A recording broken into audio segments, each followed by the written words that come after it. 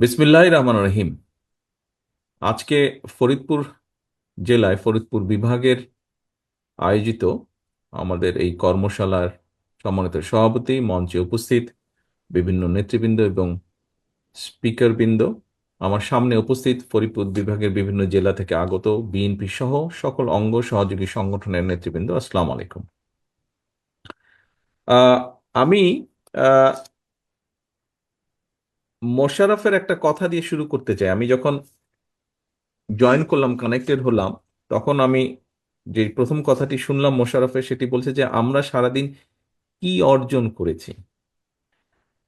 ওইটি এই কথাটি বলেছিল যে আমরা আজকে এখানে, আপনারা সকালে এসছেন, সকাল থেকে আপনারা কথা শুনেছেন, কথা বলেছেন।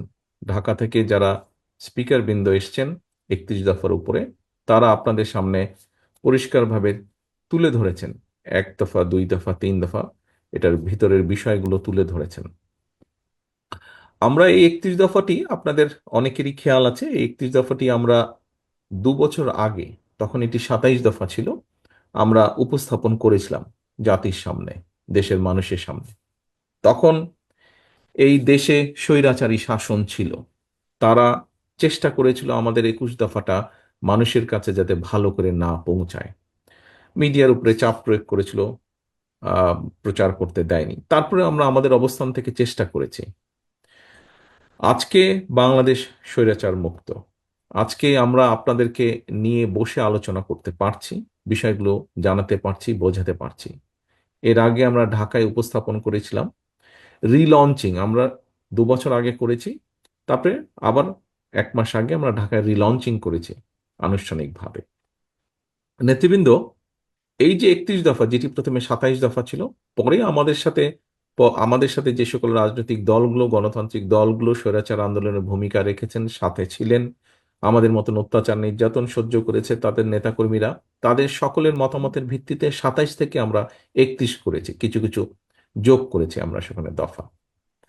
এখন আমরা গত 2-3 মাসে দেখছি বিভিন্ন ব্যক্তি, সকলের প্রতি শ্রদ্ধা রেখেই বলছি, বিভিন্ন ব্যক্তি বর্গ বিভিন্ন সংস্কারের কথা বলছেন। এর মধ্যে যে সকল সংস্কারের কথা ব্যক্তিবর্গ যারা বলেছেন, বিভিন্ন সংগঠনের, সেটি রাজনৈতিক দল হতে পারে, ব্যক্তি পর্যায়ে হতে পারে, কোনো স্বনামধন্য বিখ্যাত ব্যক্তি হতে পারেন, বিভিন্ন জন বিভিন্ন তাদের অবস্থান থেকে বলেছেন। কিন্তু খেয়াল করে দেখবেন, তাদের যে সকল সংস্কারের প্রস্তাব এসেছে কম বেশি, এখন পর্যন্ত আমরা মিডিয়ার মাধ্যমে যতটুকু দেখেছি, জেনেছি, আমাদের 31 দফার ভিতরে কিন্তু সবগুলোই আছে। হয়তো কিছু শব্দের এদিক ওদিক আছে, কিন্তু মূল যেই বিষয়গুলো আমরা বিভিন্ন বিষয়ে বলেছি, তারাও কিন্তু একই বিষয়ে বলেছেন, হয়তো একটু ভিন্নভাবে বলেছেন। কেন এই কথাটি বললাম? এই কথাটি এই কারণেই বললাম, আমরা কিন্তু পরিবর্তিত পরিস্থিতির পর কোনো সংস্কারের কথা বলিনি। আমরা বলতে বাংলাদেশ জাতীয়তাবাদী দল বিএনপি এবং তার সাথে যারা আন্দোলনকারী গণতান্ত্রিক দলগুলো ছিলেন, তারা, আমরা কিন্তু এমন একটা সময় এই 31 দফা উপস্থাপন করেছি যখন আমরা জানতাম স্বৈরাচারের পতন হবে। হয়তো সঠিক সময়টা আমরা জানতাম না, কিন্তু এই আত্মবিশ্বাস আমাদের মধ্যে ছিল যে স্বৈরাচারের পতন হতেই হবে একদিন। এরকম একটা পরিস্থিতিতেই আমরা দিয়েছিলাম। এবং এর থেকে একটা বিষয় প্রমাণিত হয় যে আমরা যে বলি আমরা দেশের জন্য, দেশের মানুষের জন্য চিন্তা করি এবং কাজ করতে চাই, বাংলাদেশ জাতীয়তাবাদী দল, এটি হচ্ছে তার সবচেয়ে বড় প্রমাণ। এখন প্রিয় সহকর্মীবৃন্দ, আমরা সারাদিনে কি অর্জন করলাম দেখুন।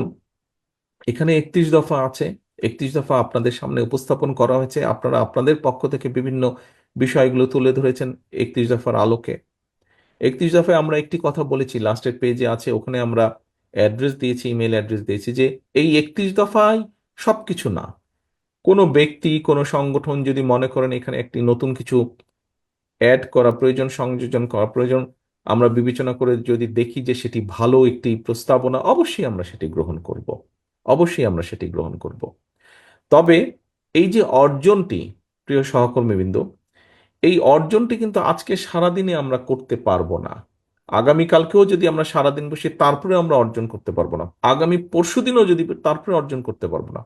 আমরা এই 31 দফার দফাগুলোর অর্জন কম বেশি তখনই করতে পারবো যখন জনগণের সমর্থন নিয়ে আপনারা সরকার গঠন বা দেশ পরিচালনার সুযোগ পাবেন, তখনই আমরা এটি করতে পারবো। আমরা এই দফাগুলোর প্রত্যেকটি দফা, এর ভেতরে যেই কথাগুলো আছে, এই এই দফাগুলোকে সামনে রেখে আমরা যেই বিষয়গুলো বলতে চাইছি জনগণকে, এগুলো আপনাদেরকে আরো নিয়ে যেতে হবে মানুষের কাছে, প্রান্তিক মানুষের কাছে, জনগণের কাছে নিয়ে যেতে হবে। এখানে কৃষকের কথা আছে, এখানে শিক্ষকের কথা আছে, এখানে ছাত্রের কথা আছে, এখানে বিভিন্ন শ্রেণী পেশার শ্রমজীবী মানুষের কথা আছে। এই সকলের কাছে আপনাদেরকে এই বিষয়গুলো নিয়ে যেতে হবে, তুলে ধরতে হবে। আপনারা এখানে যারা আজকে উপস্থিত হয়েছেন, বিশেষ করে উপস্থিতি যারা আছেন, যারা কার্ড হিসাবে এখানে কার্ড গলায় দিয়ে যারা উপস্থিত হয়েছেন, আপনারা প্রত্যেকে কিন্তু বিএনপির একজন প্রতিনিধি, বিএনপির একজন অ্যাম্বাসেডর, বিএনপির একজন নেতা হিসেবেই আপনারা এখানে উপস্থিত আছেন। আমরা কেন্দ্র থেকে আপনাদের কাছে নিয়ে এসেছি,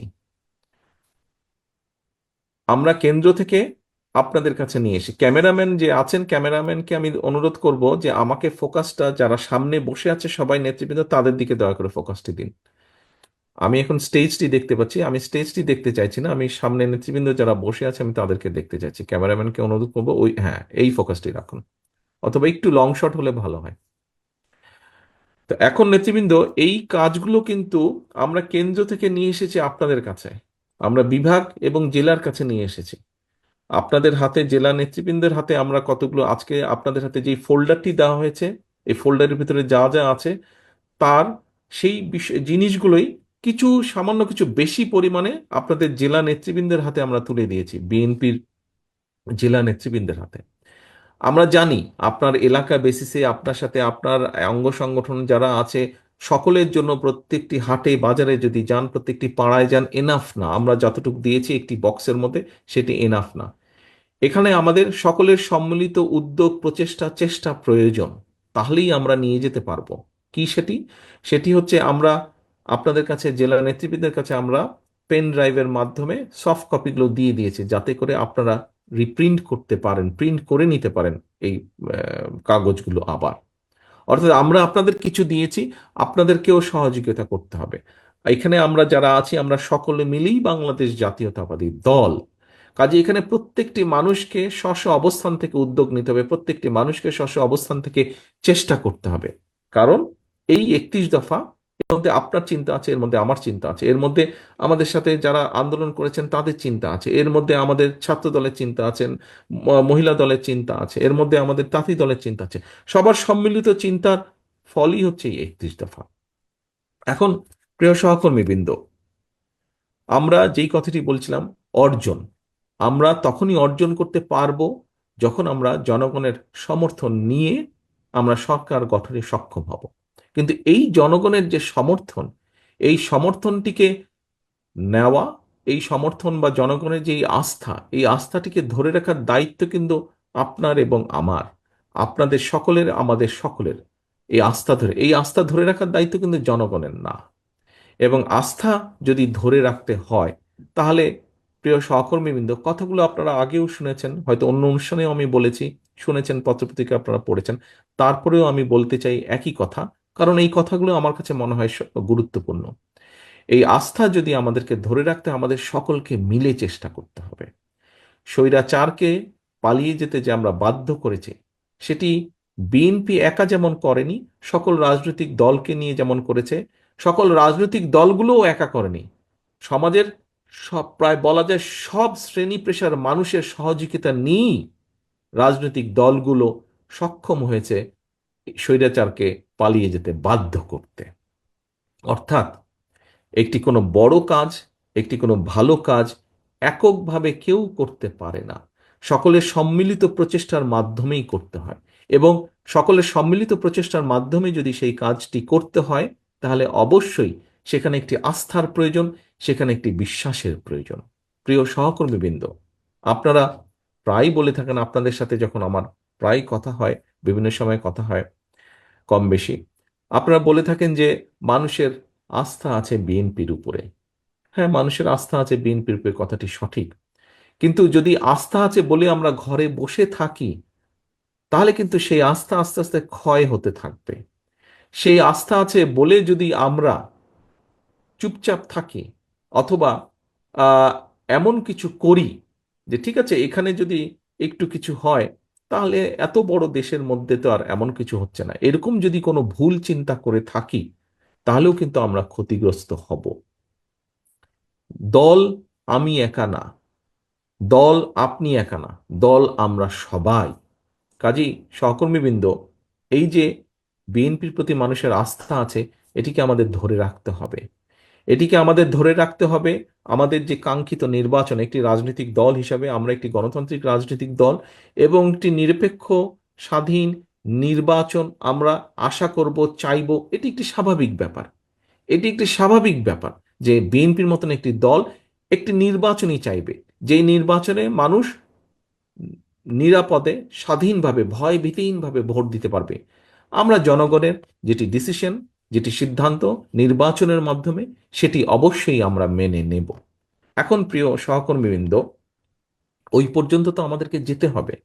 ওই পর্যন্ত যেতে হলে আমাদের প্রত্যেককে স্ব স্ব জায়গা থেকে ভূমিকা নিতে হবে। এখানে ছাত্র দলের কর্মীই হোক, এখানে তাঁতি দলের কর্মীই হোক, এখানে যুব দলের কর্মী হোক, স্বেচ্ছাসেবক দল হোক, মহিলা দল হোক, আপনার কাছে যদি এরকম একটি 31 দফা থাকে, আমার নেতা হিসাবে আপনার প্রতি নির্দেশনা থাকবে, আপনার সহকর্মী হিসাবে আপনার প্রতি আমার অনুরোধ থাকবে, আপনি চেষ্টা করেন, নিজ উদ্যোগে চেষ্টা করেন এরকম 10টি ছাপাতে, ছাপিয়ে 10 জন মানুষের কাছে যেতে। শুধু দিয়ে চলে আসবেন না দয়া করে, যে ভাই ধরেন, সেটি লিফলেটই হোক, আপনার ওই বক্সের মধ্যে এরকম লিফলেট আছে, সেটি লিফলেটটি হোক, অথবা এই পকেট বুকটি হোক, পকেট বইটি হোক, শুধু দিয়ে চলে আসবেন না। আপনারা সারাদিন আজকে এখানে জেনেছেন, শুনেছেন, আপনি নিজের ভিতরে ধারণ করেছেন বিষয়গুলো। শুধু নিজের ভিতরে রাখলে হবে না তো, এটি আপনাকে নিয়ে যেতে হবে জনগণের কাছে, এটি আপনাকে নিয়ে যেতে হবে আপনার ভোটারের কাছে, এটি আপনাকে নিয়ে যেতে হবে আপনার পাড়া প্রতিবেশী। আপনি পুরা ফরিদপুর জেলা, পুরা শরীয়তপুর জেলায় ঘোরার দরকার নেই, আপনি আপনার নিজের পাড়ার মধ্যেই করুন। আপনার নিজের পাড়ার মধ্যেই আপনি 31 দফাটি নিয়ে যান। অর্থাৎ আমরা জনগণের জন্য কি করতে চাইছি, দেশের জন্য কি করতে চাইছি, এটি যদি মানুষ না জানে তাহলে মানুষ আপনাকে কিসের ভিত্তিতে সমর্থন দিবে? হ্যাঁ, বিএনপি ঠিক আছে একটি বড় দল, শুধু কি সেজন্যই দিবে? প্রিয় সহকর্মীবৃন্দ, মানুষের কিন্তু এখন চিন্তাধারা পাল্টেছে। মানুষের মানুষের মানসিকতা পাল্টেছে।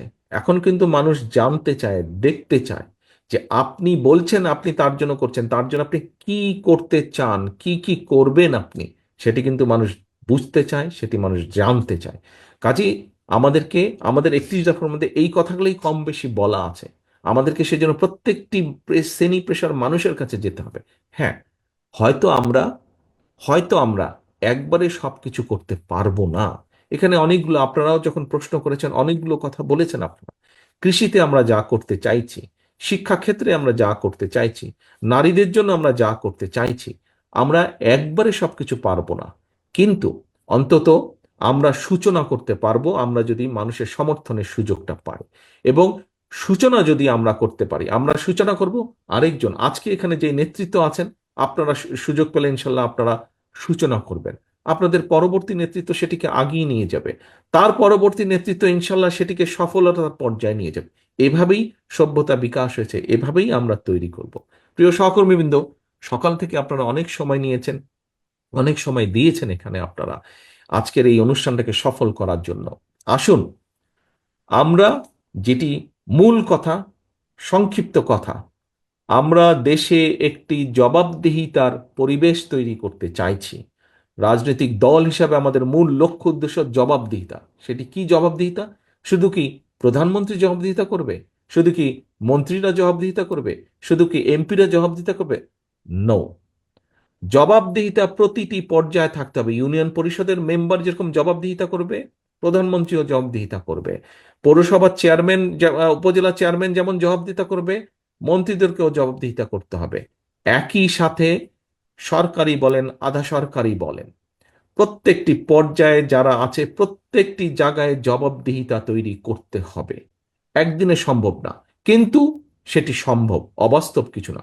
কারণ প্রিয় সহকর্মীবৃন্দ, আপনি যদি আপনার নিজের পরিবারকে দিয়ে চিন্তা করেন, পরিবারে একটি জবাবদিহিতা আছে বলেই কিন্তু পরিবার টিকে থাকে। পরিবারের কতগুলো নীতি নৈতিকতা থাকে, জবাবদিহিতা আছে বলেই, সেই জন্যই পরিবারটি ঐক্যবদ্ধ থাকে।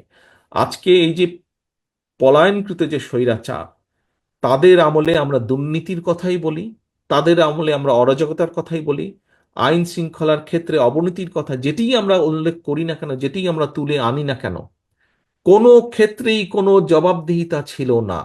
আপনারা দেখেছেন 14 সাল, 24 সাল, 18 সাল, তথাকথিত নির্বাচনগুলো দেখেছেন আপনারা। এই ফরিদপুরেই আমরা দেখেছি, পত্রপত্রিকায় দেখেছি যে তাদের অঙ্গ সহযোগী সংগঠনের নেতারাই বলেছে যে, বিভিন্নভাবে পত্রিকা এসেছে যে হাজারো কোটি টাকা তারা পাচার করে দিয়েছে। এখন এই যে অর্থ পাচার তারা করেছে, এটি কার কি ফরিদপুরের মানুষ ভালো সেটি জানে। কিন্তু করেছে তো, ঘটনা তো এরকম একটি নিশ্চয়ই ঘটেছে, নাহলে এই কথা আসলো কেন? এখন দেশে যদি সত্যিকার ভাবে জবাবদিহিতা থাকতো, তাহলে কি দেশের মানুষের এই 2,000 কোটি টাকা পাচার করা সম্ভব ছিল? অবশ্যই সেটা সম্ভব ছিল না। কাজেই আমরা দুর্নীতিকেই অ্যাড্রেস করতে চাই, আমরা আইনের শাসনকেই প্রতিষ্ঠিত করতে চাই। আমরা স্বাস্থ্য খাতে, এখানে একজন ডাক্তার সাহেব একটি কথা বলেছেন, আমরা স্বাস্থ্য খাতে এমন একটি পরিবেশ তৈরি করতে চাই যেখানে দেশের মানুষ দেশের চিকিৎসকের কাছেই চিকিৎসা সুবিধা নিতে পারবে। আমরা এমন একটি পরিবেশ তৈরি করতে চাই যেখানে যেখানে শিক্ষার্থীরা তাদের তাদের যেটা ন্যায্য শিক্ষা, সেই শিক্ষা দেশের করতে নিতে পারবে। যেটি আমরা করতে চাই না কেন, একজন পলিটিক্যাল অ্যাক্টিভিস্ট বা একজন রাজনৈতিক কর্মী হিসেবে আমি মনে করি, জবাবদিহিতা যদি প্রতিষ্ঠিত করা যায়, তাহলেই একমাত্র সবকিছু, অনেক কিছু করা সম্ভব। এবং সেই অনেক কিছুর যদি সূচনা করতে হয়, প্রিয় সহকর্মীবৃন্দ, তাহলে আমাদেরকে নিশ্চিত করতে হবে যে দেশে একটি, যেই নির্বাচনের জন্য দেশের মানুষ, যেই জবাবদিহিতা তৈরির জন্য, যেই অধিকার প্রতিষ্ঠিত করার জন্য দেশের মানুষ জীবন দিয়েছে, আমাদের হাজারো নেতাকর্মী শহীদ হয়েছেন, সেই কার্যটি যাতে সম্পন্ন হয়। এবং এই কাজটি যদি করতে হয়, ঘুরে আবার পিছনেই যেতে হবে। সমগ্র মানুষ একত্রিত হয়ে, বিভিন্ন শ্রেণী পেশার মানুষ ঐক্যবদ্ধ হয়ে যেরকম স্বৈরাচারকে পালিয়ে যেতে বাধ্য করেছে, ঠিক অধিকারকে, দেশের মানুষের অধিকারকে প্রতিষ্ঠিত করতে হলে সকলকে একত্রিতভাবে ঐক্যবদ্ধভাবেই করতে হবে। এবং তখনই ঐক্যবদ্ধভাবে সেইটি নিশ্চিত করতে সক্ষম হলেই আমরা 31 দফার বাস্তবায়নের কাজ শুরু করতে সক্ষম হব, যার মাধ্যমে পর্যায়ক্রমিকভাবে আমাদের কাঙ্ক্ষিত বাংলাদেশ গড়ার কাজটি আমরা শুরু করতে পারব। প্রিয় সহকর্মীবৃন্দ, আজকে আপনারা এখানে সারাদিন সময় দিয়েছেন, সারাদিন সময় আপনারা ব্যয় করেছেন। আপনাদের সহকর্মী হিসাবে, আপনাদের নেতা হিসাবে আমার একটি কথা আপনাদের কাছে, আমরা যদি আমাদের লক্ষ্য অর্জন করতে চাই, এখানে উপস্থিত প্রত্যেকটি নেতা, প্রত্যেকটি কর্মীর সহযোগিতা আমার প্রয়োজন। আপনাদের সহযোগিতা আমার প্রয়োজন বাস্তবায়নের জন্য। কি সেই সহযোগিতা? সহযোগিতার প্রথম শর্ত, অনেকগুলো শর্ত আছে। প্রথম শর্তটি হচ্ছে প্রথম শর্তটি হচ্ছে জনগণকে আস্থায় রাখা। এবং জনগণকে যদি আস্থায় রাখতে হয়, আপনি বিগত 15 বছরের বেশি সময় বহু অত্যাচার, নির্যাতন সহ্য করে আজ এই জায়গায় দাঁড়িয়ে আছেন বা আজ এই জায়গায় উপস্থিত হয়েছেন।